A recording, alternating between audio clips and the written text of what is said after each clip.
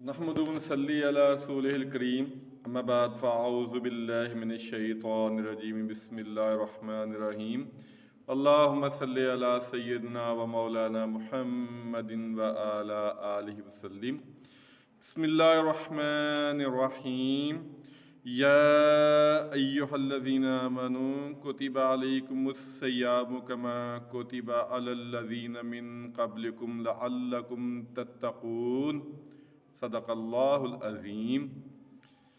حدیث رسول صلی اللہ علیہ وسلم چینل پہ آپ سب کو خوش آمدید۔ ماشاءاللہ رمضان کی آمد ہے، تو میری طرف سے سب سننے والوں کو رمضان کی بہت بہت مبارکباد ہو۔ یہ وہ مہینہ ہے کہ جس میں میرے جیسے گناہ گار یا جو سست لوگ ہوتے ہیں، پورا سال جو سستی میں غفلت میں گزار دیتے ہیں، ان کے لیے ایک موقع ہے کہ وہ اپنے گناہوں کی جو ہے وہ معافی مانگ سکیں اور گناہوں کی بخشش کروا سکیں۔ یہ بڑا خاص مہینہ ہے، یہ بہت ہی خاص مہینہ ہے رمضان مبارک۔ اللہ تعالیٰ کا شکر ہے کہ اللہ تعالیٰ ہمیں اس میں دوبارہ ہمیں موقع دے، اللہ تعالیٰ اس چیز کا کہ ہم روزے رکھ سکیں اور راتوں کو قیام کر سکیں اور تلاوت قرآن پاک کی کثرت کیا کریں۔ اس مہینے میں درود پاک کی یعنی جو بھی عبادت ہو سکتی ہے وہ ضرور کرنی چاہیے۔ تو یہ جو میں نے آیت مبارکہ تلاوت کی ہے، سورہ بقرہ کی آیت مبارکہ ہے 183۔ اللہ تعالیٰ فرماتے ہیں، اے ایمان والو، تم پر روزے فرض کیے گئے ہیں جیسے تم سے پہلی امتوں پر فرض کیے گئے تھے۔ یہ نہ کہنا کہ یہ شاید ہم پہ اللہ نے بوجھ ڈال دیا ہے، اللہ تعالیٰ معاف کرے۔ کئی لوگ روزوں کے آنے سے پریشان ہو جاتے ہیں۔ یہ پہلی امتوں میں بھی فرض تھے، بلکہ ان کے روزے بہت مشکل تھے۔ تو کیوں فرض کیے گئے ہیں؟ لعلکم تتقون، تاکہ تم متقی اور پرہیزگار بن جاؤ۔ یہ روزوں کا جو مہینہ ہے، یہ بڑے خوش قسمت لوگ ہوتے ہیں جن کو یہ نصیب ہوتا ہے۔ بہت سارے ہمارے دیکھنے والے یا عزیز یا دوست وہ جو پچھلے رمضان میں ہمارے ساتھ تھے اب نہیں ہیں، تو ہمارا بھی کوئی پتہ نہیں زندگی کا۔ تو یہ جو نعمت مل رہی ہے، جو رمضان مبارک ماشاءاللہ آ رہا ہے، تو کوشش کریں، کوشش نہیں بلکہ ہر ایک کو جو اللہ تعالیٰ صحت تندرستی دی ہے، بالغ ہے، روزے رکھے۔ نماز کی پابندی پہلے بھی پورا سال ہی ہے، لیکن اس مہینے میں تو بالکل بھی نماز کی چھوڑنے کی گنجائش نہیں نہ ہونی چاہیے، اور مسجد میں زیادہ وقت گزاریں۔ جہاں تک ہو سکے اللہ تعالیٰ کو راضی کرنے کی کوشش کریں، اور جو سال بھر گناہ کرتے رہتے ہیں، یہ ایک موقع ہے کہ اگر ہم اللہ کی طرف لو لگا لیں تو انشاءاللہ اللہ تعالیٰ ہمارے گناہ معاف کر دے گا۔ تو حدیث کی طرف آتے ہیں کہ رمضان مبارک کی جو فضیلت ہے، روزے کی جو فضیلت ہے، وہ حدیث میں کیا ہے۔ آج جو ماشاءاللہ بیان ہوگا صرف روزے کی فضیلت کے بارے میں ہوگا۔ تو حدیث ابو ہریرہ رضی اللہ تعالیٰ عنہ اس حدیث کے راوی ہیں۔ ترمذی شریف میں 682 اس کا نمبر ہے، 682، اور بخاری شریف میں 1899، مسلم شریف میں 1089، اور ابن ماجہ میں 2100۔ یہ آپ کو میں نے 4-5 کتابوں کے حوالے بتا دیے ہیں۔ بہت پیاری حدیث ہے کہ ابو ہریرہ رضی اللہ تعالیٰ عنہ روایت کرتے ہیں، نبی پاک صلی اللہ علیہ وسلم نے ارشاد فرمایا، جب رمضان کی پہلی رات آتی ہے، یعنی پہلی رات سے یہ کام شروع ہو جاتا ہے ماشاءاللہ۔ اللہ تعالیٰ تو بہانے تلاش کرتا ہے ہمیں بخشنے کے، ہمیں معاف کرنے کے۔ ہم بھی تو تھوڑی سی کوشش کریں نا۔ نبی پاک صلی اللہ علیہ وسلم نے فرمایا، جب پہلی رات آتی ہے رمضان کی تو شیطان، سرکش شیطان جو ہوتے ہیں، جو انسانوں کو گمراہ کرتے ہیں، وہ جکڑ دیے جاتے ہیں۔ جہنم کے دروازے بند ہو جاتے ہیں اور وہ کھولے نہیں جاتے دوبارہ۔ جنت کے دروازے کھولے جاتے ہیں اور وہ دوبارہ بند نہیں ہوتے۔ ایک پکارنے والا کہتا ہے، اے خیر کے طلبگار آگے بڑھ، اے شر کے طلبگار رک جا۔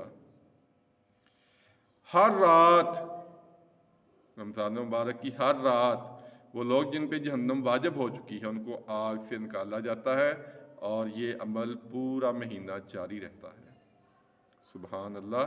جب پہلی رات رمضان کی آتی ہے تو جو لوگوں کو گمراہ کرتے ہیں، غافل کرتے ہیں، شیطان یا سرکش جن، ان کو قید کر دیا جاتا ہے کہ اللہ تعالیٰ چاہتا ہے کہ جو میرے نیک بندے ہیں جو میری عبادت کرنا چاہتے ہیں، روزے رکھنا چاہتے ہیں، اپنے گناہوں کی معافی چاہتے ہیں، ان کو یہ شیطان گمراہ نہ کر سکے۔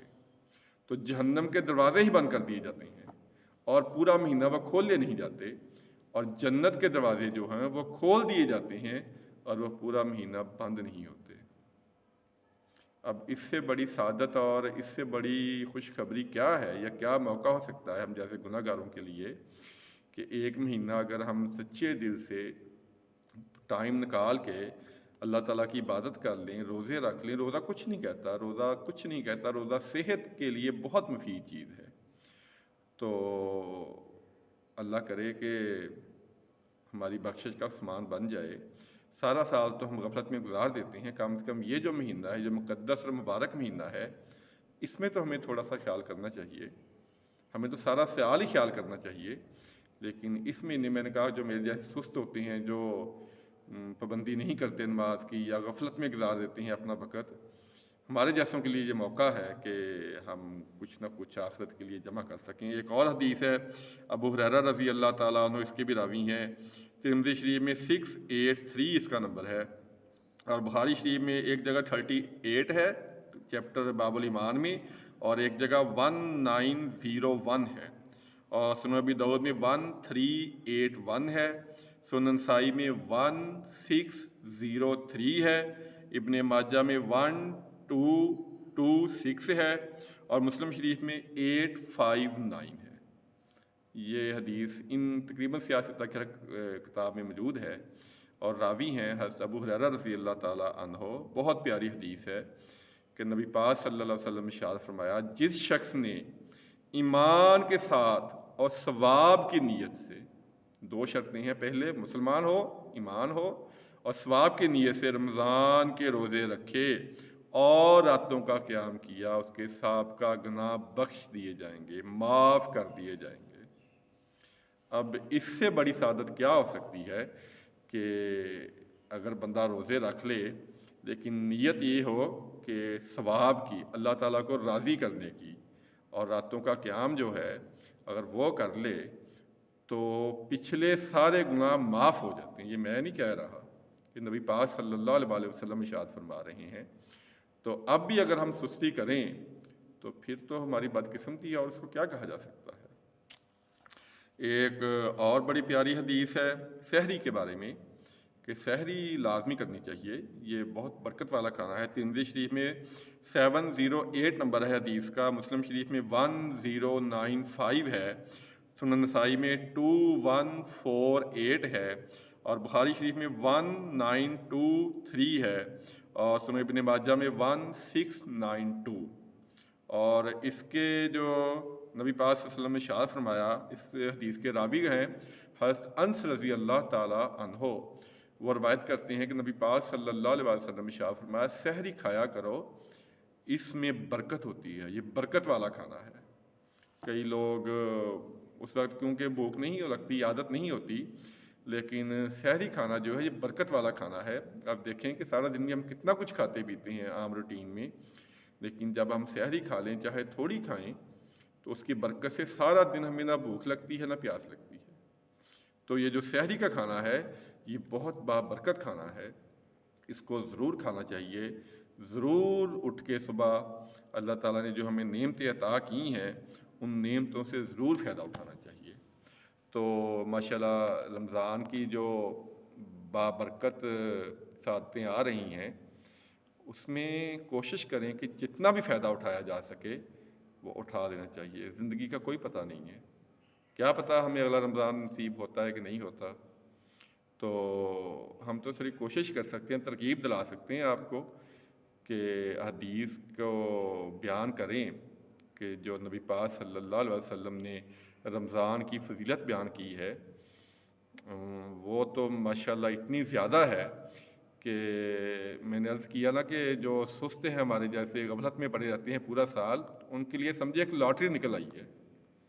یہ ایک لاٹری نکل آئی ہے ان کے لیے کہ تھوڑی سی مشقت ہے، صرف ایک مہینے کی، کوئی زیادہ لمبا چوڑا کام نہیں ہے، ایک مہینے کی صرف مشقت ہے، اور پوری زندگی کے گناہوں کی معافی ہے، پوری زندگی کے گناہوں کی معافی ہے۔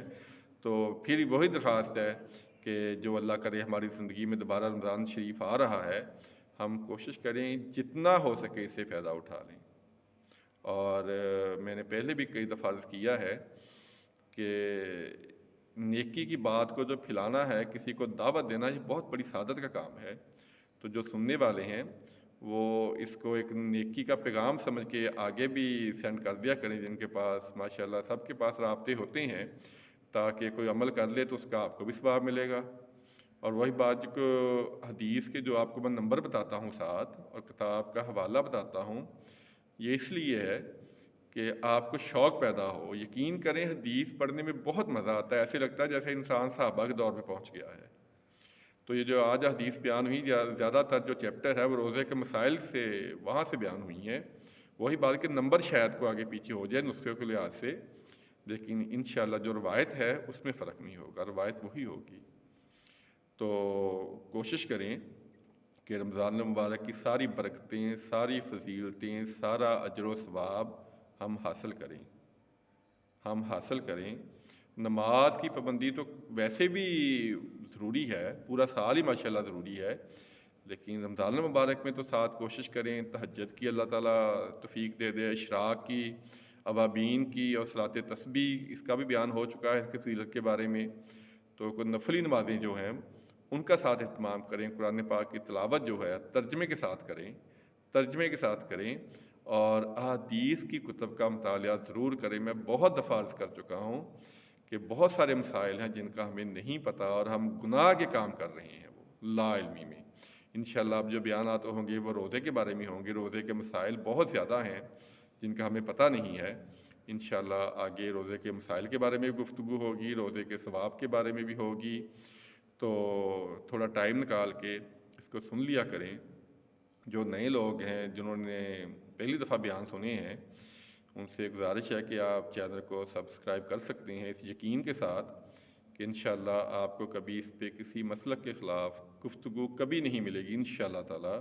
کوئی قصے کہانیاں، کوئی لطیفے بازی، کوئی فضول گفتگو، انشاءاللہ یہ کام نہیں ہوگا۔ صرف شرعی مسائل ہوں گے اور حدیث کی بات ہوگی یا قرآن پاک کی کوئی آیت ہوگی۔ تو اللہ تعالیٰ سے دعا ہے کہ جو کچھ سنا ہے اللہ تعالیٰ اس پہ عمل کرنے کی توفیق عطا فرمائے۔ میرے لیے بھی دعا فرما دیجیے گا، اللہ تعالیٰ مجھے بھی رمضان المبارک کا ادب و احترام کرنے کی، روزے رکھنے کی، عبادت کرنے کی توفیق عطا فرمائے، اور یہ جو تھوڑی سی کوشش کر رہے ہیں اللہ تعالیٰ اس کو شرف قبولیت عطا فرمائے۔ آمین ثم آمین۔ السلام علیکم ورحمۃ اللہ وبرکاتہ۔